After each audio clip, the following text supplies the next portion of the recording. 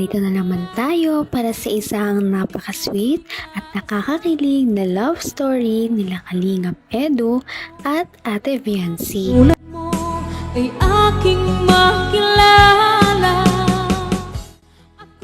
Para sa pagpapatuloy ng ating love story ay ito na nga ang pinaka-inaabangan ng lahat na birthday ni Ate Viancy.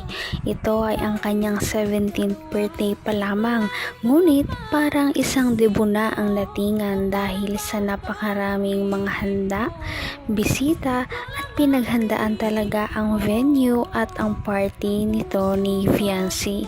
Kaya naman isa sa mga pinaka-inaabangan talaga na parte ng kanyang birthday ay ang pagbibigay ng message sa kanya ng kanyang mga bisita. Lalong-lalo na lahat sila ay napaiyak noong marinig nila ang speech ng mama ni Ate Viancy at ng kanyang papa. At ito na nga ang nangyari. Ang feelings ko, masaya po na talagang sobrang saya. Sa sobra ko pong saya, parang hindi ko po maintindihan yung nararanasan ko ngayon na feelings po. Maraming salamat po sa inyong lahat. Sa mga kamag-anak ko ngayon na nandito, sa mga tita po ni Viancy, salamat po sa pagpunta ninyo dito. Sa inyo po lahat, sa inyo po. Salamat. Nagpapasalamat po ako sa Panginoon at nabigyan po ng magandang anak ko. Tapos po nagpapasalamat pa ako at na po ng kalingap si Viancy po at natulungan po nila. Maraming salamat po sa lahat po sumusuporta sa kanya. Ang buong kalinga po kay Kuya Bal. Mahirap kita mahal. Hindi na naiwasan ng mama ni Ate Viancy na talagang umiyak sa harap ng kanyang anak at sa napakaraming mga bisita dahil nga sobrang hirap din talaga ng kanilang pinagdaanan noon. Isang kahig, isang tuka talaga ang kanilang pamumuhay. Kaya siguro ay natatas siya dahil ang mga ganitong bagay ay hindi talaga naranasan ng kanyang anak. Ang mga party, paghahanda sa mga birthday dahil walang-wala talaga sila noon.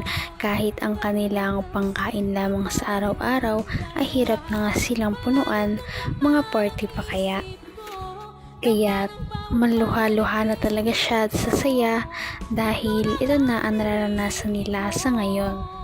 Kay Jack at sa mga T-Boys po, kay Buklam, kay Ido po. Maraming salamat po sa pagsuporta sa kay Viancy. Saka sa lahat pong mag-sponsor, hindi ko po kayo isa-isa na. Marami po kayo. Maraming salamat po.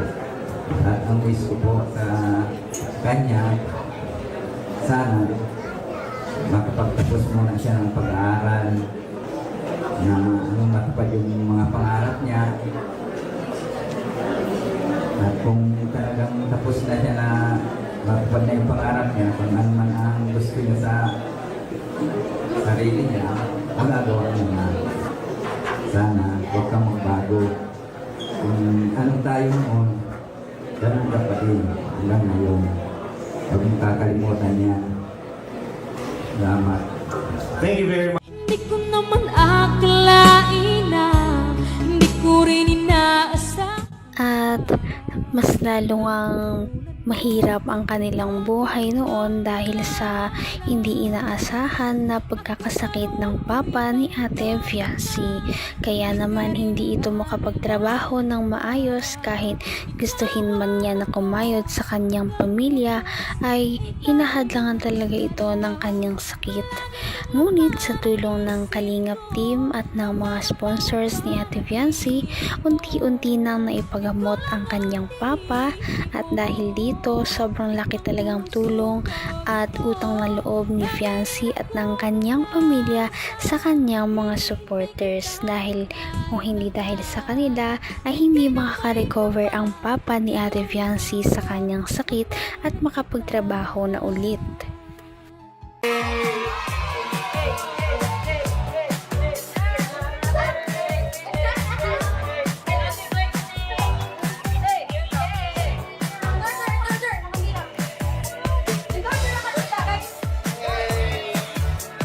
Thanks to you. Happy birthday, happy birthday, happy birthday to you. Happy birthday to you. Happy birthday to you. Happy birthday, happy birthday to you. Thank you very much. Please stay for the group picture. Salamat po.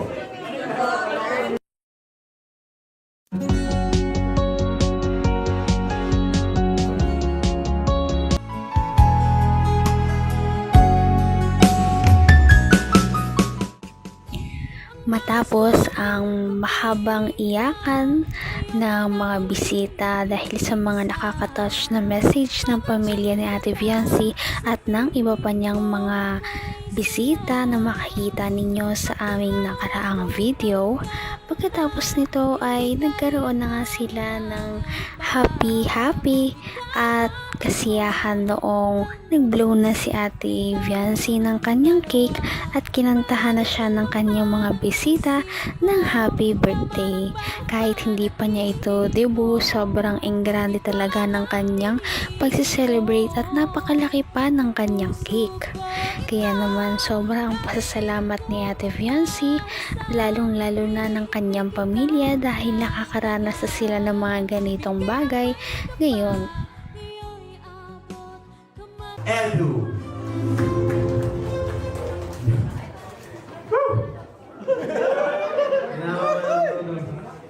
Ay, grabe mga yun ito. First time ko po ito sa buhay ko. Naka-joy. Hello. Ayan, muna sa lahat, magpapasalamat tayo kay Kuya Bal, ang founder ng Kuya Bal. Yung tips mo, ano yung bali? Copy. Baka magalit natin, joke lang po. Anyway, siya nga pala, sabi ni Doc, ano si Doc? Ay, boss! Hira, Doc. Ikaw pala sa lahat eh. Hira ka kung ano nang ginagawa mo, Doc. Nandito sa mukha ako. Mag-iingat ka, bad-trip ka mo yung Kalinga Brab ng 2.5M. Sama naman ginawa mo. Siya nga pala, ay. Hindi ka rin nag-alilangan pa. Ikaw Marami naman talagang taga-support si Ate Fiancé, ngunit hindi natin maikakaila na hindi ganito magbo-boom ang kanyang pangalan at hindi ganito kadami ang kanyang magiging sponsors kung hindi dahil sa kanilang samahan o love team ni Kalingap Edu na EDC Love Team. Kaya naman sa huli ay nag-message din sa kanya si Kalingap Edu, kaya naman ang lahat ng kanilang mga bisita at mga shippers nila ay talagang kinilig sa message sa kanya ng kanyang ka-love team. At nakakatuwa dahil parang hindi na nga lang ka-love team ang tingin nila sa isa't isa, parang more than na nga. Kaya ito ang ating aabangan sa kanilang mga susunod na ganap. Napaka-sweet talaga nila at napakabait ng tambalang ito, kaya maraming sumusuporta. Kaya naman, sana ipatuloy natin silang suportahan at mahalin si Fiancé, si Kalingap Edu at ang Kalingap team. Yun lamang at maraming salamat sa panonood. Abangan natin kung magkakatuluyan ba talaga si Kalingap Edu at Fiancé. Hanggang sa muli. Bye! ngayon'y abot kamay na kita.